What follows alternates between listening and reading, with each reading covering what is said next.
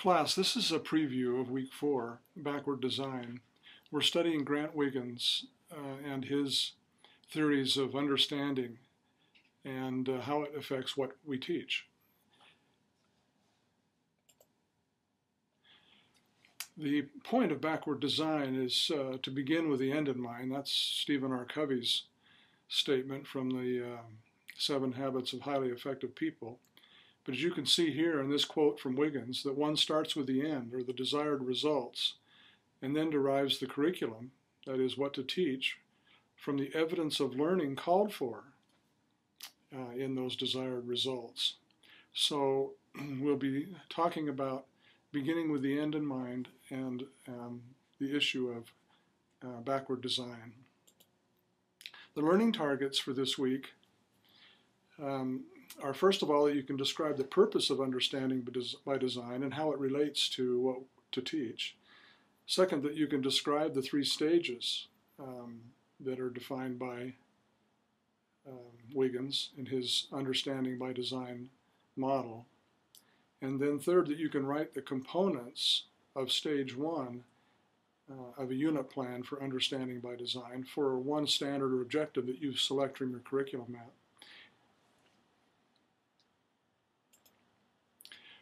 So the idea of understanding by design and designing with the results in mind is that we plan for learning big ideas that have value, that give the student understanding of what he's learning for transfer to life outside of class. That transfer refers to relevant applications of what he's learning, rather than just repeating or dealing at the knowledge level. So in understanding by design, we ask students to look for and confront misunderstandings about the topic and engage them in doing things outside of the resources of the classroom, the text and other things that they might study, so that they develop an understanding that can be transferred to real life. As we think about designing activities or designing learning, we want to emphasize a focus, as we've read before, on the learning results rather than on the learning activities. So there are 3 stages of a unit plan as defined by Wiggins, Grant Wiggins. Stage 1 is to identify the desired results. That's the begin with the end in mind stage.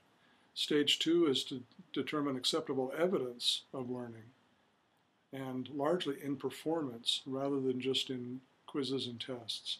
And stage 3 is to plan learning experiences that develop understanding and the ability to transfer learning to real-life application. For our purposes, in week 4, we're going to emphasize stage 1 only. As you develop your unit plan, you'll develop stage 1, the identification of desired results. Here's an example, and there's a link to this in the week 4 Learning Suite materials. But here's an example of stage 1 desired results for a language arts standard. And this slide emphasizes that week 4 deliverable is a stage 1 deliverable only, and you'll identify the content standard, the understandings, the essential questions, and then what the student will know and be able to do as a result of instruction. So even though there are 3 stages in understanding by design as you read them this week, we're focusing on stage 1, and the deliverable will be only with stage 1. So this is your preview, and I encourage you to get involved in the readings and watch the video by Wiggins.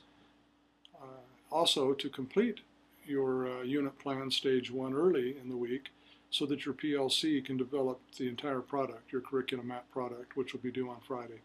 So we'll see you Monday or Wednesday, depending on your group, and good luck with understanding by design.